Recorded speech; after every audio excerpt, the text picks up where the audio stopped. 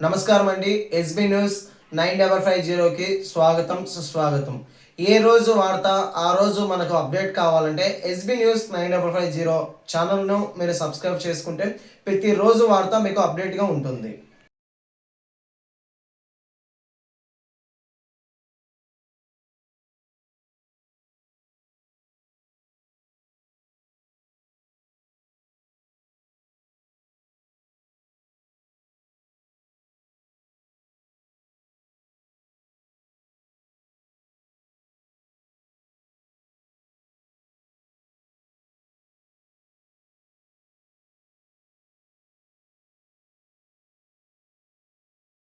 Agriculture రాష్ట్రమైన ఈ రాష్ట్రంలో అందులో ఈ రాయలసీమ ప్రాంతంలో అగ్రికల్చర్ మీద ఆధారపడిన ఈ రాష్ట్రంలో రైతులు సుఖంగా సంతోషంగా ఉంటేనే ఈ ప్రాంతం సుభిక్షంగా ఉంటుందని వీళ్ళకు తాగునీరు సాగునీరు ఇచ్చి ప్రాంతాన్ని సస్యశ్యామలం చేయాలనే ఉద్దేశంతో ఆ రోజు 2018 సంవత్సరంన కర్నూలు జిల్లా పగిడాల మండలం ముచ్చుమర్రి లిఫ్ట్ ఇరిగేషన్ ప్రాజెక్టును బాబుగారు ప్రారంభించి జాతికి అంకితం చేశాడు.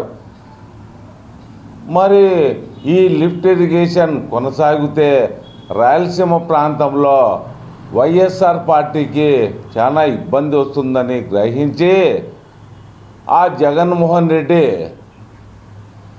రాయలసీమ లిఫ్ట్ ఇరిగేషన్ ప్రాజెక్టును ప్రారంభిస్తున్నానని పని మొదలుపెట్టాడు. రైతాంగాన్ని మొత్తం అంతా మైండ్ ఇచ్చేసినాడు. ఖచ్చితంగా రైతాంగాన్ని కాపాడుకుంటామనే ఉద్దేశంతో ప్రజలను నమ్మించాలనే ఉద్దేశంతో ఆ రాయలసీమ లిఫ్ట్ ఇరిగేషన్ ప్రాజెక్టును ప్రారంభించినాడు. దానికి అనుమతులు రావని అతను కూడా తెలుసు. నేషనల్ గ్రీన్ ట్రిబ్యునల్ వారు ఈ అనుమతి ఇవ్వరు, ఇది కొనసాగదు అని తెలిసి కూడా దాదాపు 1000 కోట్ల రూపాయల ప్రజాధనాన్ని దుర్వినియోగం చేశాడు.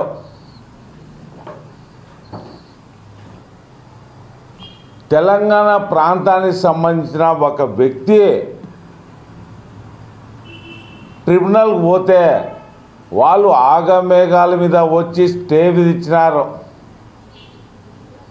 అయ్యా, నువ్వు ఈ యొక్క లిఫ్ట్ ఇరిగేషన్ ప్రాజెక్ట్ పనులు ఆఫ్ చేయండి, చేయొద్దండి అని స్టే ఇచ్చినారు.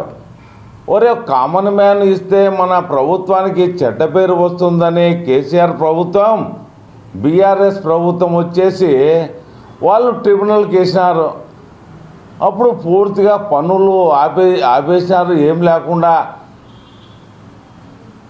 మరి దానికి నిబంధనలకు విరుద్ధంగా పనిచేసినాడు, ట్రిబ్యునల్కు విరుద్ధంగా పనిచేశారని అప్పట్లో దాదాపు 3 కోట్ల రూపాయలు ఫైన్ కూడా వేయడం జరిగింది. అంటే ప్రజలను నమ్మించేదానికి ఈ విధంగా నువ్వు ప్రజాధనాన్ని దుర్వినియోగం చేసి అనుమతులు రావని తెలుసు, అన్నీ తెలుసు. మరి నీ పీరియడ్లోనే, నీ 5 సంవత్సరాల కాల పరిమితిలోని కాలంలోనే ఆ తెలంగాణ ప్రాంతంలో ప్రాజెక్టులను నిబంధనలకు విరుద్ధంగా హైటు పెంచడం, కొత్త కొత్త ప్రాజెక్టులు కట్టడం, నీళ్లు స్టోరేజ్ పెట్టుకోవడం, దిగువ ప్రాంతానికి నీళ్లు రాకుండా ఇబ్బంది పెట్టడం, మరి ఎటువంటి పర్మిషన్ లేకుండా కాళేశ్వరం ప్రాజెక్టు కూడా కట్టడం. నువ్వు ఎప్పుడు ఈ ప్రాంతం గురించి, ఈ ప్రాంత ప్రయోజనాల గురించి ఎప్పుడు మాట్లాడినవి కాదు నువ్వు. ఎందుకంటే హైదరాబాద్లో తెలంగాణ ప్రాంతంలో నీకు ఆస్తులు ఉన్నాయి కాబట్టి ఈ ప్రాంత ప్రయోజనాలు కూడా తుంగలో దొక్కి ప్రయోజనాలు కూడా పట్టకుండా మళ్ళా కాళేశ్వరం ప్రాజెక్టు పోతావు, బొకే ఇస్తావు, మళ్ళా కేసీఆర్ ఇంటికి పోతావు, ఉలవచారు బిర్యానీ తినొస్తావు. మా ఆయనకు బిర్యానీ పెట్టాడు కదా అక్కడ కేసీఆర్ అని, ఈ మహాతల్లి ఒక పిచ్చామా నగిరిలో ఈమె బిర్యానీ చేసి పెడతాది అనుకో. మీరందరూ మ్యూచువల్ అండర్స్టాండ్తో ఆ విధంగా ఎటువంటి ఈ ప్రయోజనాలు, ఈ రాష్ట్ర ప్రయోజనాలు కాపాడకుండా వీళ్ళు అండర్స్టాండ్తో పనిచేశారు ఆ రోజు అందరూ. ఈరోజు రాయలసీమ లిఫ్ట్ ఇరిగేషన్ గురించి ఏదో మేం చేసినట్టు మాట్లాడమేంది? మహారాష్ట్ర రాష్ట్రంలో ఉన్న నాసిక్ జిల్లాలో పుట్టిన గోదారమ్మ తల్లి ప్రతి ఏటా 3000 టీఎంస్ల నీళ్లు వృధాగా బంగాళాఖాతంలోకి సముద్రంలోకి కలిసిపోతుంటే ఆ నీళ్లను ఏ విధంగా పట్టి ప్రాంతాన్ని కాపాడాలని పోలవరం ప్రాజెక్టు యొక్క ప్రయోజనాలు రైతులకు ముందుగానే చేకూర్చాలని, తద్వారా రాయలసీమను కాపాడాలా, ఇట్లా డెల్టాను కాపాడాలనే ఉద్దేశంతో ఆ రోజు పట్టిసీమ లిఫ్ట్ ఇరిగేషన్ ప్రాజెక్టు ప్రారంభించినాడు. అదే ఈ నూతన రాష్ట్రానికి పట్టిసీమ లిఫ్ట్ ఇరిగేషన్ ప్రాజెక్ట్ అనేది లేకపోతే ఈ రాష్ట్రం ఏమై ఉండేది? కుక్కలు చింపిన విస్తరిలా తయారయ్యేది.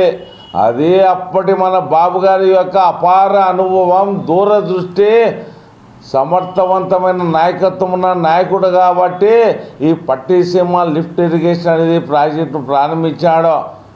మరి నువ్వు ఆ రోజు పట్టిసీమ వద్దంటావు, పోలవరం కట్టొద్దంటావు, పులివెందులకు అసలు నీళ్ళే వద్దంటావు, ఉభయ గోదావరి జిల్లాలకు పోయి ఆ ప్రాంత ప్రజలను రెచ్చగొట్టినావు. అయ్యా, ఈ చంద్రబాబు నాయుడు మొత్తం నీళ్ళని రాయలసీమకు తీసుకెళ్తున్నాడు, మీ ప్రాంతం ఎడారి కాబోతున్నది, దీన్ని అడ్డుకోండి, అడ్డగించండి అని ఆ ప్రాంత ప్రజలను రెచ్చగొట్టినావు. ఇదేందయ్యా ఇది? రాయలసీమ ప్రాంత వాసి అయ్యి ఉండి కూడా రాయలసీమకు నీళ్లు తీసుకెళ్తుంటే ఇంత రాద్ధాంతం చేయడం ఏంది దౌర్భాగ్యమని ఆ ప్రాంత ప్రజలు ఆలోచించి బాబు గారి దగ్గరికి మళ్ళీ పోయినారు. సార్, గోదావరి జలాలను పట్టిసీమ ద్వారా తీసుకెళ్లే విషయంలో మన మధ్య ఒక ఒప్పందం జరిగింది కదా, దాంట్లో చిన్న మార్పు చేయండి సార్ అని. ఏమయ్యా మార్పు అంటే 1 మీటర్ హైట్ పెంచడం జరిగింది. అంటే నువ్వు చేసిన రాద్ధాంతం వల్ల 1 మీటర్ హైట్ పెరగడం జరిగింది. అంటే ఈ ప్రాంత ప్రజలు నీకు రాజకీయ భిక్ష పెడితే ఈ ప్రాంత ప్రయోజనాలు కూడా తొంగలో దొక్కినావు. ఇది ఈ ప్రాంతం పట్ల, ఈ ప్రాంత రైతాంగం పట్ల నీకున్న చిత్తశుద్ధి. స్వర్గీయ నందమూరి తారక రామారావు గారు పెద్ద ఆయన రాయలసీమ ప్రాంతానికి త్రాగునీరు, సాగునీరు ఇవ్వాలని ఆ రోజు గాలేరి, నగరి, హంద్రీనివా ప్రాజెక్టుకు శంకుస్థాపన చేస్తుంటే ఆ శంకుస్థాపనకు అడ్డుపడ్డాడు మీ తండ్రి గారైన వైఎస్ రాజశేఖర రెడ్డి. ఆ రోజు కాంగ్రెస్ పార్టీ నాయకులు నీళ్ళ గురించి, నిధుల గురించి, వ్యవసాయం గురించి, ప్రాజెక్టుల గురించి నువ్వు ఎంత మాట్లాడుకుంటే అంత మంచిదే. ఈ ప్రాంత ప్రయోజనాలు ఎప్పుడూ మర్చిపోయినాను. ఈరోజు మళ్ళీ మైండ్ సెట్తో ప్రజలను ఆడుకోవాలని చూస్తున్నా. ఆ విధంగా చేయడం వల్ల ఏం ఉపయోగం లేదు. ప్రజలు మీకంటే అందరూ బాగా నాలెడ్జ్ ఉన్న వాళ్ళే. ఎవరి కాలంలో, ఏ పీరియడ్లో ఏ ప్రాజెక్టులు తయారైనా, ఎవరు మోసం చెప్పేది, పని చేసేది ఎవరు, రాష్ట్ర ప్రయోజనాల కోసం పనిచేసేది ఎవరు, వ్యక్తిగత ప్రయోజనాల కోసం పనిచేసేది ఎవరని రాష్ట్ర ప్రజలకు బాగా తెలుసండి. జగన్ రెడ్డి గారు దయవుంచి ఇప్పటికైనా తెలుసుకోండి, మైండ్ గేమ్ ఆడద్దండి. ప్రజలు మిమ్మల్ని వదిలేశారు, అర్థం చేసుకోండి. Thank you.